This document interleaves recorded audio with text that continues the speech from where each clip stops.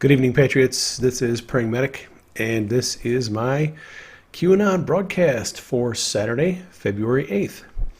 Those of you who are following along at home, doing your own decodes and fact-checking me, you can find Q posts on a number of different websites, including QAnon.pub, QMAP.pub, and QAlerts.app. If you have a mobile device you'd like to get notifications on when Q is posting, QMAP has an app. There's also the Q Alerts. There's Q Alerts Lite, and I believe Q Drops is still available in the Android in the Play Store. I have been told that the Get Pushed app is still doing notifications if you have an iOS device. So there you go if you'd like to get your notifications at home. My theme for this broadcast is It's Time to Wake Up. We're going to go back in time a little bit and look back at some history Q posts. So October 31st, 2017, Q said that Barack Obama, Vladimir Putin, Hillary Clinton, and other world leaders were all controlled by three families. A fourth family was removed from power after Trump's victory. So that was October 31st. Saudi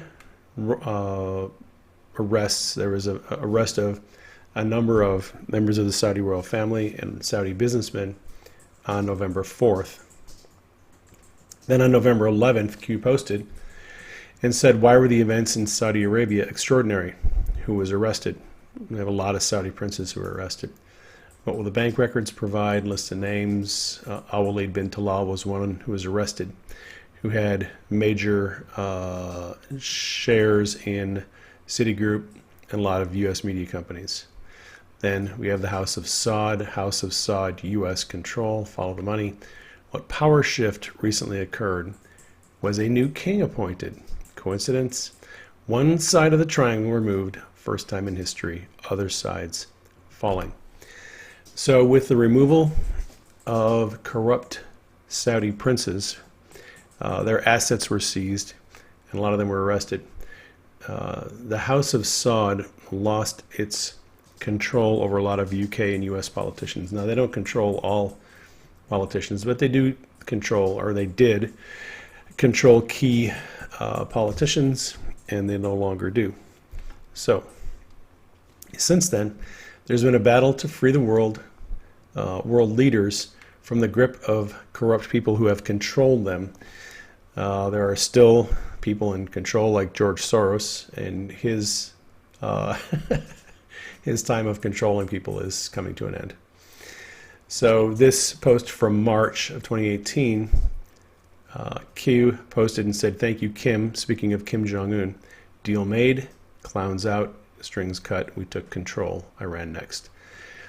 So as the president and his people are cutting the strings of control to world leaders, they're able to do things that they weren't able to do in the past.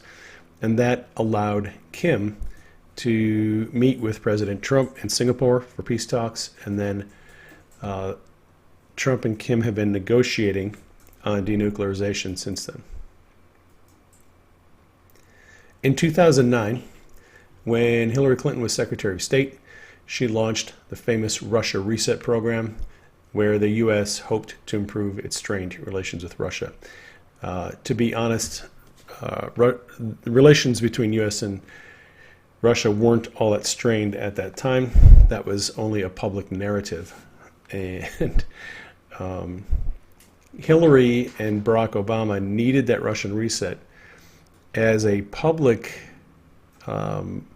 display a signal to the public to say, hey, we're not going to be hostile toward Russia anymore because we have some things we need to do with them collaboratively, and we're going to do the Russia reset, right? The Russia reset allowed dozens of tech companies to build a knockoff of Silicon Valley. They're called Skolkovo, and it included Google, Cisco, Intel, a lot of Silicon Valley tech companies. And of the 28 companies that were involved in that project, 17 were donors to the Clinton Foundation or paid Bill Clinton to give speeches. So was there pay for play there? Hard to say. The Russia reset also paved the way for the sale of the North American Uranium One company to the Russian state-owned energy company Rosatom. And several things came from the sale of Uranium One. Former head of Russia's uranium company made 4 hidden donations. This is Ian Telfer to the Clinton Foundation, totaling $2.35 million. Actually, I think around 200,000 of that was declared by the Clinton Foundation in their records. The rest of it had to be found through, it was donated through a nonprofit organization that Telfer owned, a Canadian company, and researchers had to go and dig and find that information. Bill Clinton was paid $500,000 for one speech in Moscow by a Kremlin-backed bank that was heavily involved in brokering the Uranium One deal. FBI uncovered evidence that Russian nuclear industry officials engaged in bribery, kickbacks, extortion, and money laundering. That was actually, one guy got prosecuted. He was the head of the trucking company that ended up, they had a license to transport uranium internationally. And that gentleman, the CEO of that company, ended up getting arrested and indicted, involved in the bribery and kickback scheme. Clinton Foundation received $145 million from foreign investors that were involved in the uranium deal. A lot of those donations to the Clinton Foundation are a bit murky because they were foreign companies, and a lot of these donations only give a range. So the range from 5 million to 10 million, or a range from 10 million to 25 million. You get a range, but you don't know exactly how much was donated. FBI agents have an eyewitness and documents to support the most explosive parts of the Uranium One story. That is all going to come out at some point. And Clinton mega donor Frank Holmes lied about selling Uranium One before Clinton approved the deal. So a lot of scandals involved in Uranium One. Like I said, when U.S. Attorney Huber is ready to unseal some indictments, we're going to learn all about that. A lot of us already know, but the public is going to know. Democrats claim that Russia is the eternal bogeyman that only wants to destroy the United States. The Russia reset and Obama's hot mic statements prove this narrative But when Barack to be Obama told false. Dmitry Medvedev he'd have more flexibility on difficult issues like missile defense after the US election, TV cameras were rolling. My last flexibility. Yeah, after my election, I have more flexibility. Yep, so tell Vladimir that after the election I'll have more flexibility. People like Obama and Hillary Clinton and John Kerry have long known that Russia is not actually the threat that they have made it out to be. And when it's convenient, they signal back and forth that they're actually sort of working with Russia in a lot of respects. This is all a smokescreen. All right, so let's get to Ukraine. This is kind of what Q has been talking about lately. While Ukraine battled Russia, the Obama administration provided aid to Ukraine, but none of it was military. So again, we have this narrative from a lot of politicians saying that Russia is this horrible, evil monster. We have to always guard against Russia taking over other nations, annexing other countries. And yet, for some reason, the Obama administration refused to provide military aid to Ukraine. The only aid that they gave, they gave them actually quite a bit of financial aid, aid to accelerate customs reform, fighting corruption, extending decentralization, expanding support for energy security, but nothing that was military. So Ukraine could have definitely used some military aid when they were fighting against Russia, but Obama never gave them any military aid. Why is that? Well, during his impeachment, the Dems accused the president of illegally withholding military aid to Ukraine. They said that Ukraine desperately needed the military aid, and Trump was some kind of a vicious monster for withholding military aid to Ukraine. Aid that Obama never even authorized. If withholding military aid to Ukraine is such a terrible decision, how do you explain Obama's decision not to approve any military aid to Ukraine? This was a post by Q, February 6th, 2 days ago. Think Hillary, Russia reset statement. Think Hussein, I'll have more flexibility after the election, hot mic statement to Russian. That was Medvedev. Question to Hussein regarding Putin. Think Hussein, White House refusal to send weapons to Ukraine. Republicans in Congress pushed to assist, but instead they only sent blankets. Think Dem attacks against POTUS for failure to protect Ukraine against Russian aggression. Impeachment in brackets. So these are things we've all just gotten up to speed on. What advanced weapons did POTUS send to Ukraine? He sent anti-tank missiles. 2 + 2 = 6. Well, no, actually it doesn't. But if you follow the logic of people that have been attacking President, you come up with 6. Define projection. Think $1.8 billion that the Hussein White House sent to Ukraine. Which bank? Think U.S. aid to Ukraine. Think worldwide aid to Ukraine. Think Uranium One, sale of U.S. uranium to Russia. Sold out U.S. to benefit Russia for personal financial gain. Risk U.S. national security for personal financial gain. How was payment made to U.S. persons? We're going to find out about that. Think Ukraine. Think Iran. Russia and Iran allies. They are. Iran is actually a satellite or a proxy of Russia in a lot of respects. Russia, Iran, and China allies. U.S. political corruption in China. U.S. political corruption in Ukraine. Brackets. U.S. leverage of, on behalf of, U.S. political corruption related to Russia, U.S. political corruption related to Iran, common denominator, China, Russia, and Iran. Closed financial systems, logical thinking. So we're going to look a little bit at the closed financial systems, the money laundering aspect of this, and this is going to be a bit of a deep dive. So fasten your seatbelts. All right.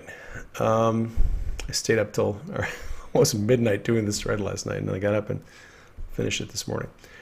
So what bank received $1.8 billion in aid from the Obama administration? That would be Privat Bank in Ukraine. They received $1.8 billion as part of a bailout agreement. That bank, Privat Bank, was owned by a corrupt oligarch, Igor Kolomoisky. The money then vanished into a web of shell companies. Actually, Glenn Beck explains this in his recent video from, I think it was Wednesday night he posted it. It's a show that's about an hour and a half long.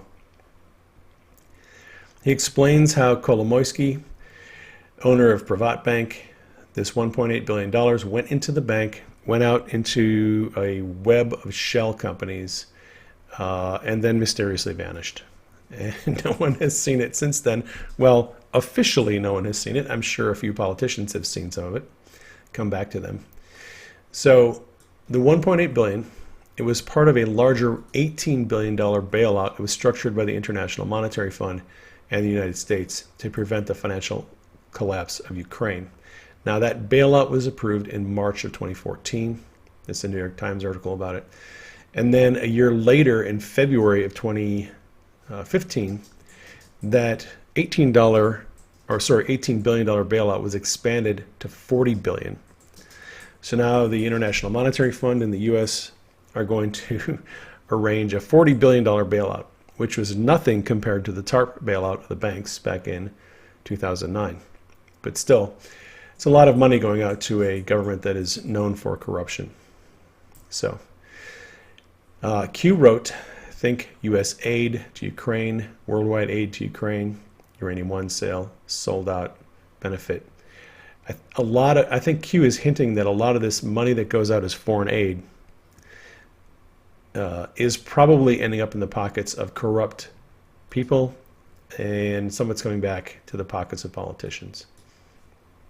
This is a post from January 5th, 2019. Why do Dems always push and force Republicans to include spending bills for approval, billions of dollars in foreign aid?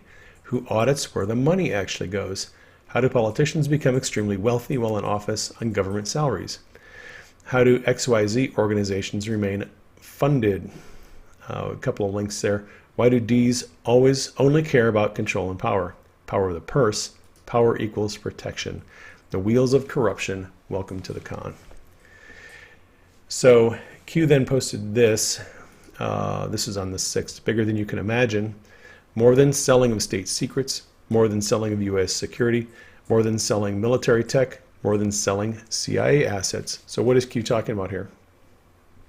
Well, we know that there have been a lot of arrests recently with people who have been selling military secrets, weapons technology secrets to China.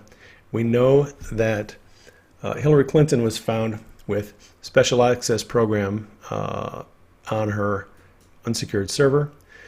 We know that, there was an article from the New York Times, I think this was in 2011, that 19 CIA assets were killed or imprisoned in China due to leaked information. And Q has hinted that Hillary actually sold that information to the Chinese, which allowed them to track down CIA assets and kill them.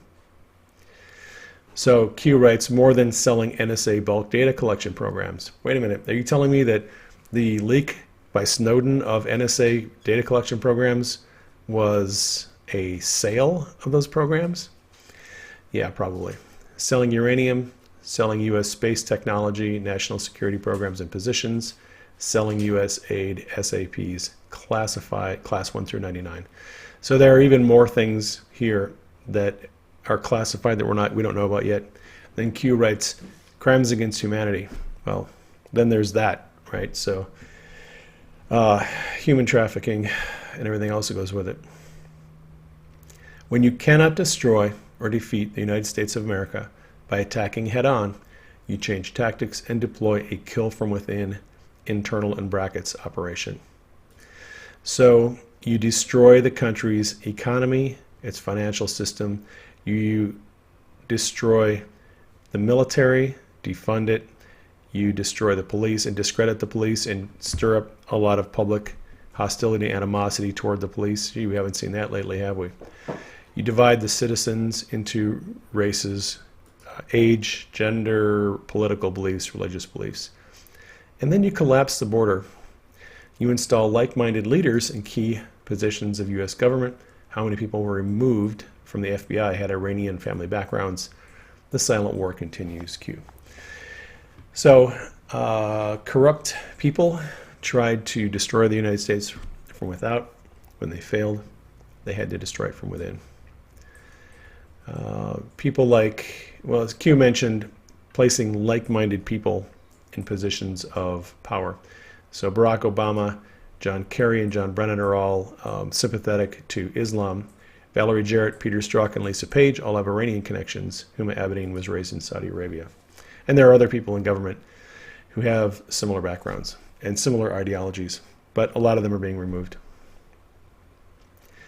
Q wrote this, control over the media has kept people in the dark.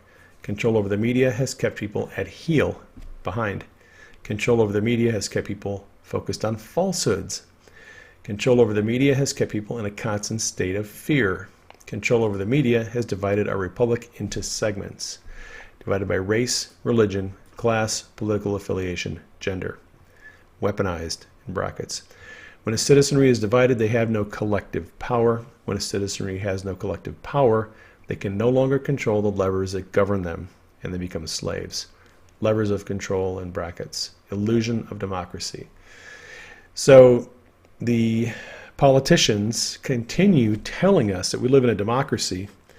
They have to maintain that illusion of democracy. But in fact, the puppet masters who control them also control society.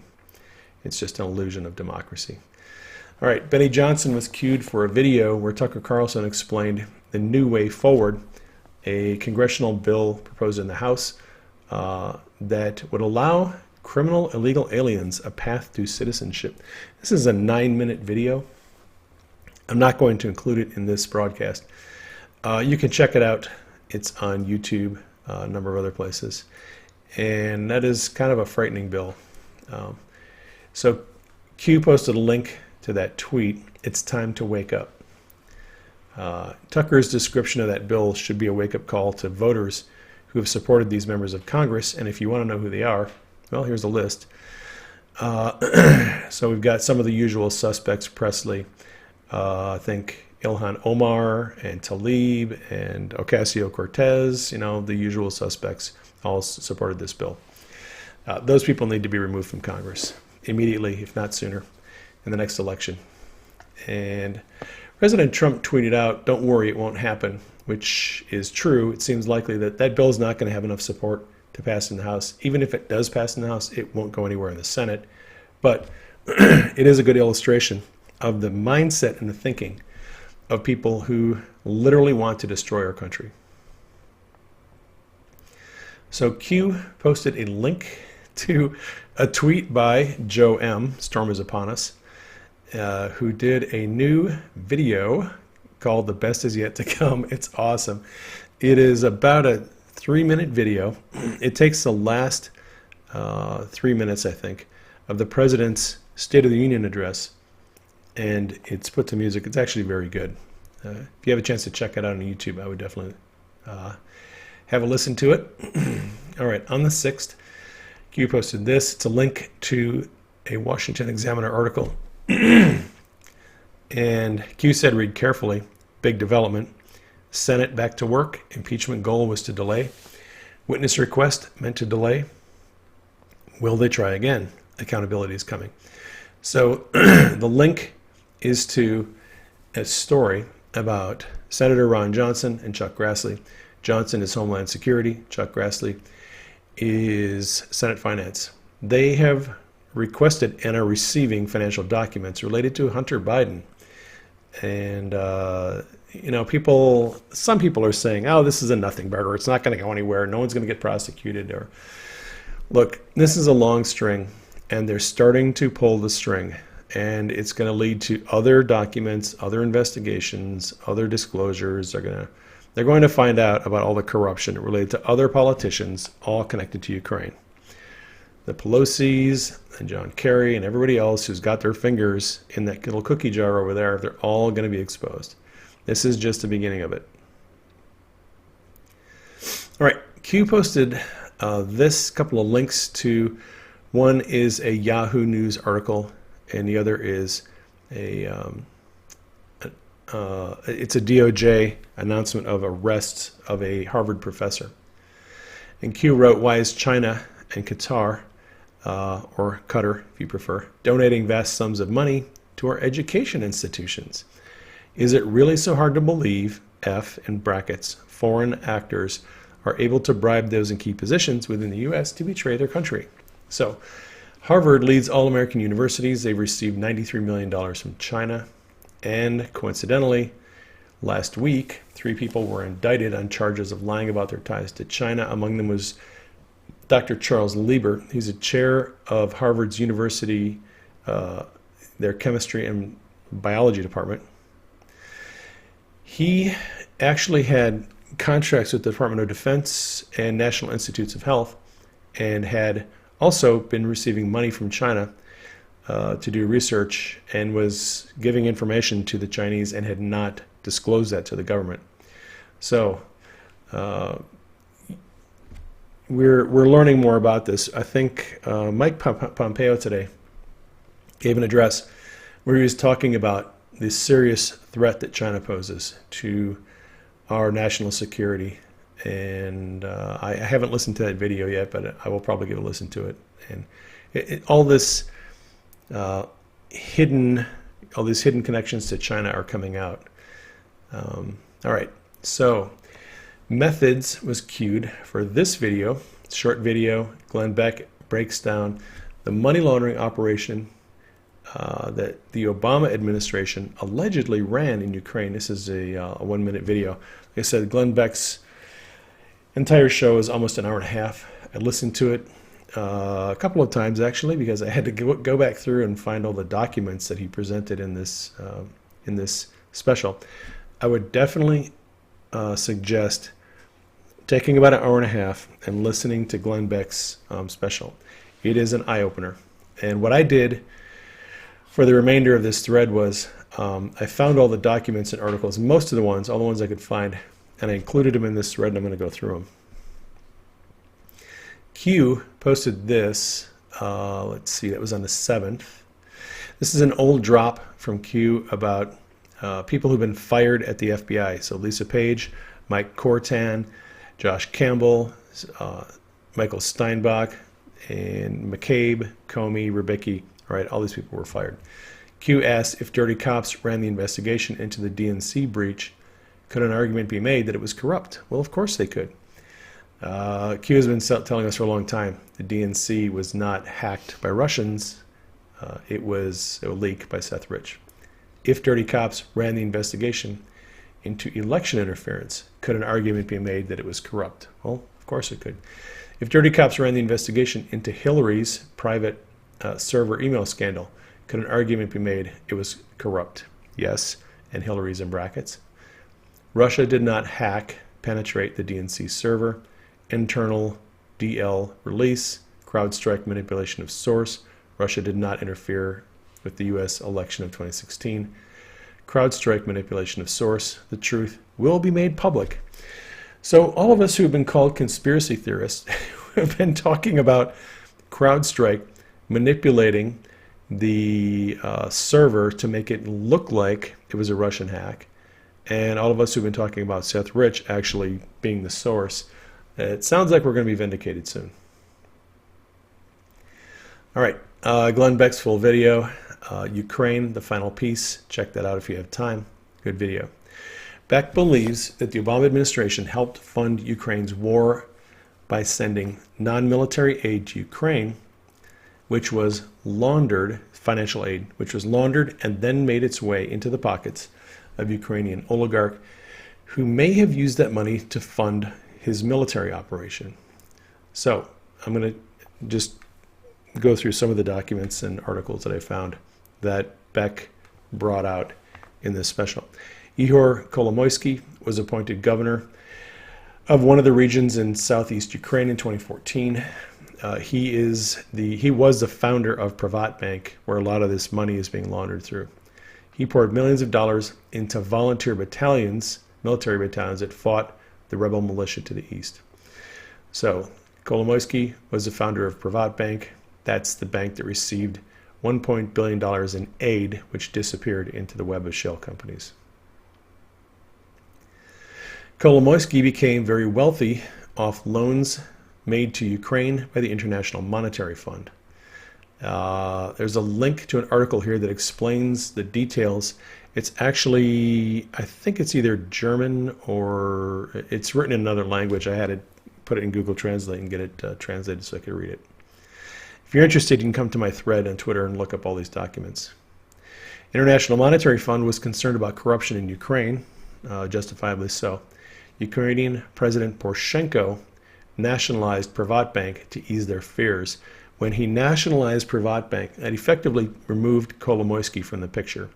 And Kolomoisky then sued to try to get back control of Privat Bank, but he lost. And it's still nationalized today.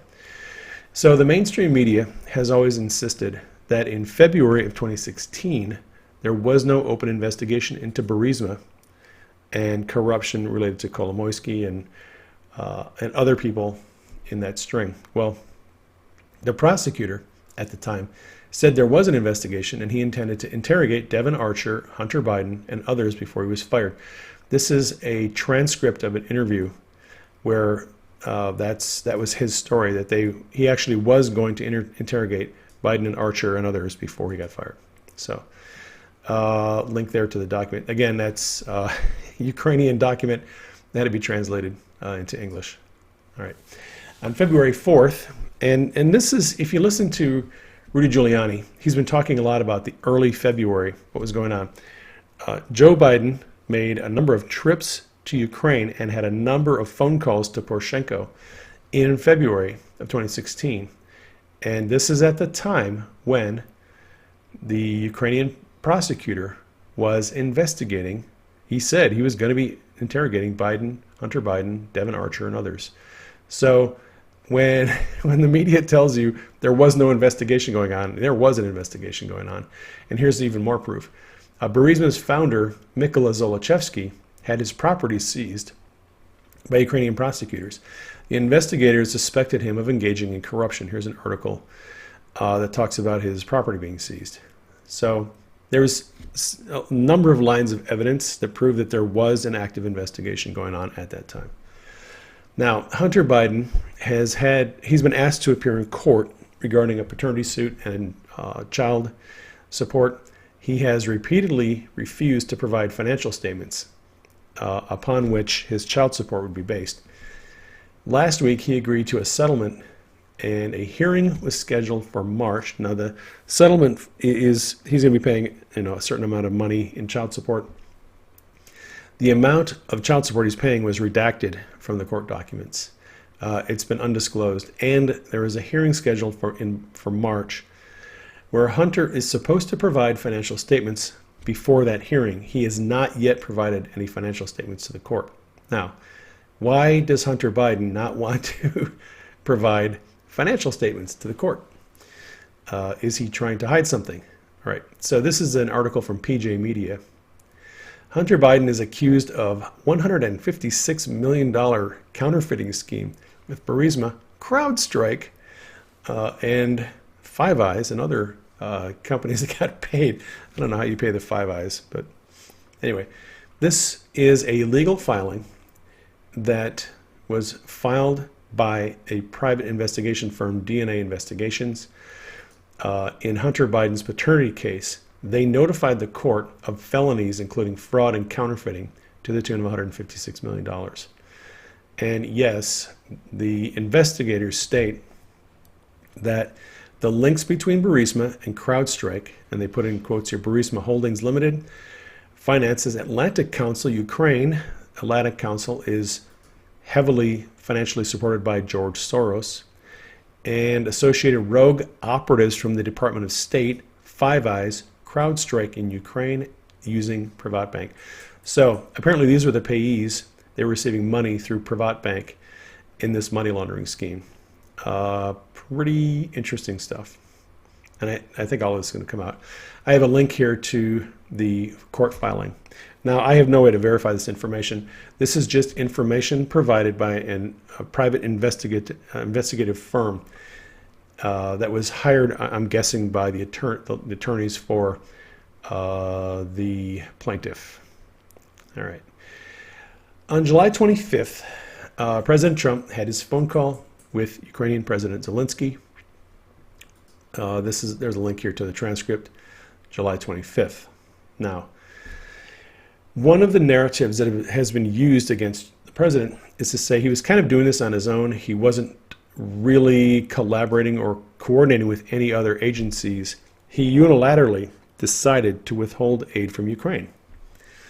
There's some evidence that suggests that's probably not true.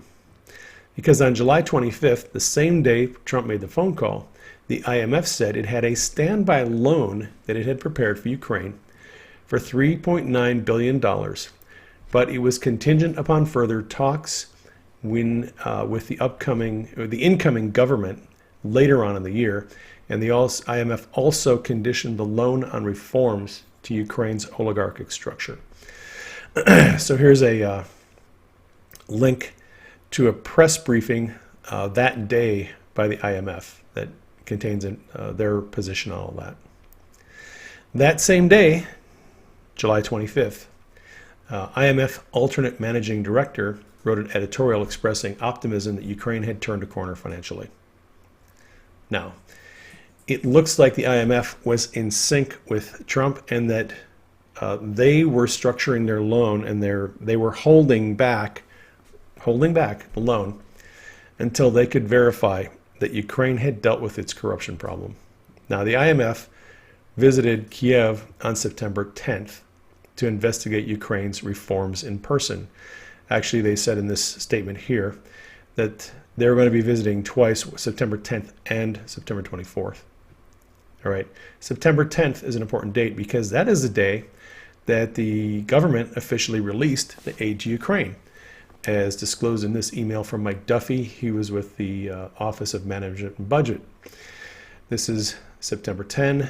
Since we began this discussion on Ukraine funds, OMB has been clear in its footnotes that DoD is authorized and funds available to continue all processes up until an obligation event, and the rest is redacted. The obligation event, from what I understand, is the verification that Ukraine had dealt with its corruption issue. And that was actually mentioned by the IMF, and that's why they were holding back this $3.9 billion bailout money. Was they also had an obligation event. They wanted to verify that Ukraine had dealt with its corruption. Now, September 11th, the next day, Duffy sent an email saying, glad to have this behind us. All right, there's the date, September 11. Also on September 11, Ukrainian President Zelensky met with Ihor Kolomoysk to discuss business in Ukraine and particularly the energy sector. Also on September 11th, the police raided Privatbank and seized a number of financial records. This is a Reuters article that day. Now, the Privatbank issued a statement saying that Special Forces police came and raided the bank. And a lot has been made about the use of Special Forces. I think that may be a little bit of exaggeration. That term was used by the bank officials, but the articles I've read lead me to believe it was just a normal law enforcement operation. Police came in, they asked for certain records, and they left. And this again was part of an investigation to verify that the people who are running Privatbank were not involved in corruption. So that was on September 11th. It seems to me that the president has been working with the IMF and maybe Zelensky to make sure that this corruption issue has been dealt with once and for all. All right. I want to circle back to Russia, China, Syria, and Iran for a minute and look at their compliance with various agreements and treaties. This report was released in August of 2019 by the State Department. Report on adherence to and compliance with arms control, non-proliferation, and disarmament agreements and commitments. This is going to be fairly short. Although China signed a zero-yield nuclear weapons testing moratorium with the United States, the State Department believes they're likely in violation of that agreement. They've noted that they likely were making nuclear weapons tests in 2018. Same thing for Russia. Russia also signed an agreement, and the State Department also believes Russia is in violation of the zero-yield nuclear testing agreement. For many years, Iran had harbored secret nuclear weapons facilities and weapons programs. They've denied access to IAEA inspectors. That's included in this report. And this report basically says nothing has changed. Iran continues to conceal the details of its nuclear weapons programs. And Syria, essentially the same thing is happening there. Syria has also concealed its nuclear weapons programs from inspectors and governing agencies. There was an interesting little finding in this report.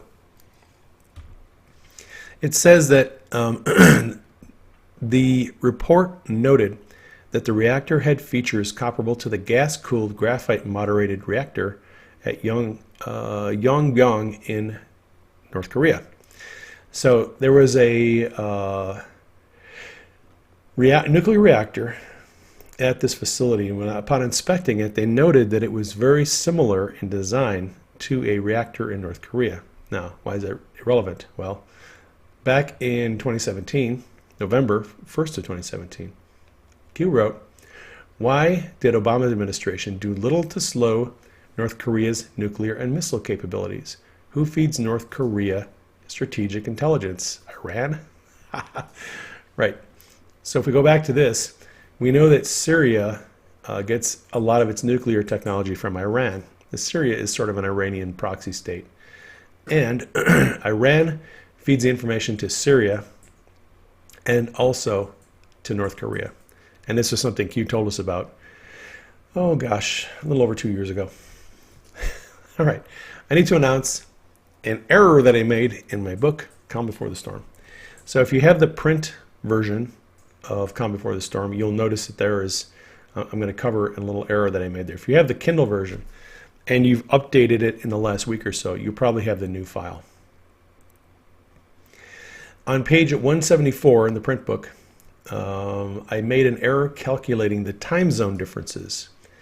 And Q was referencing a post that suggested that the president may have secretly flown to Las Vegas the night of the mass shooting on October 1st, 2017. I incorrectly calculated the time zone difference. The shooting happened at 10 p.m. in Las Vegas, which was 1 a.m. in D.C., not 7 p.m. as I wrote.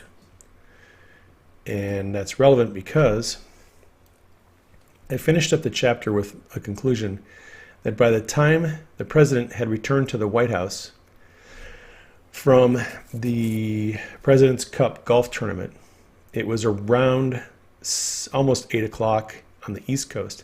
And I said, well, if the shooting happened at 7 o'clock on Washington, he wouldn't have had time to get to Las Vegas before the shooting. It would have been after the shooting. That's not true, because 10 o'clock in Las Vegas is 1 a.m. In D.C. So in fact, if Trump made a trip to Las Vegas that night, he would have had plenty of time to arrive there before the shooting happened. So I have uploaded new manuscripts to Kindle and the print manuscripts. Anyone who gets the book after the changes are made, they'll get the new copy of that. All right. Q had a couple of drops this morning while I was doing my Supernatural Saturday broadcast. All right, so we have one drop that's a YouTube video, and it's some music. And we have this quote: "For every item that carries the darkness of humanity, there's one that holds a light, and that light is worth believing in, not just in others, but in yourself as well." C.M. Rain.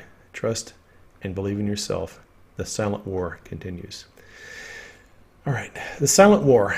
What is a silent war? People have been asking me. Well, it's become a Q signature, and we're in a war where darkness and corruption is being exposed. But the people, the good people who are exposing the corruption, they don't have the ability to be very public about what they're doing. So on their side, it's kind of a silent war. The corrupt people themselves are subterfuging and hiding their real agenda. They're coming after the president, but they won't come out and say, look, we're terrified that he's going to put us in jail because we're corrupt. So it's about other things. They are painting a false narrative. So there's a war going on, but the signaling and the messaging on the war is not, that the average person is not able to pick up what the real messaging is. They're hearing the noise, but they're not picking up the signal, as Steve Bannon would say. All right, the link Q provided, it's Future Heroes, Archangel, dramatic, orchestral, I think it's a very nice little piece of music. I liked it. Check it out on YouTube. The quote from the above post is from the book, The Forbidden Land of Andera by C.M. Rain. You can find that on Amazon or probably any other bookstores if you want to check it out.